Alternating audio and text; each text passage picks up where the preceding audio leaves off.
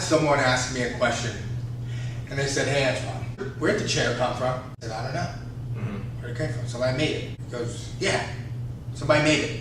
So someone, one day, they sat there, and they're thinking in their mind.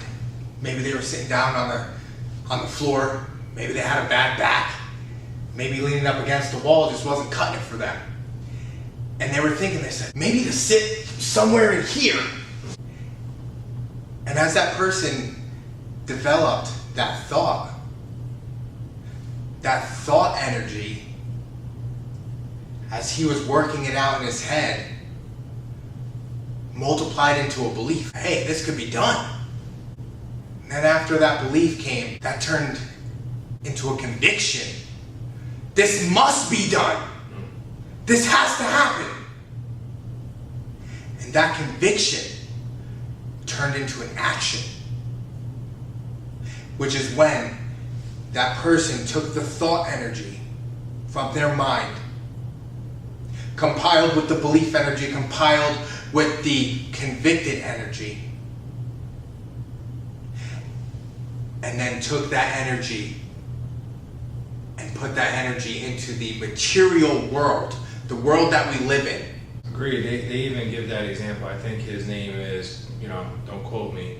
It was David Bannister was the first man that ran a mile under 4 minutes. And then after that, people just started breaking it left and right. What changed? They saw that it can be done. And they originally told him, if you do this, your heart's going to stop beating.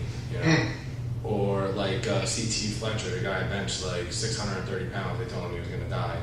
He set those records, right? I think the problem is that sometimes we let people project their thoughts and their fears onto us. The reality is that's your life, not mine. And I'm very careful who I let influence my life, who I go to guidance and wisdom through trial and error.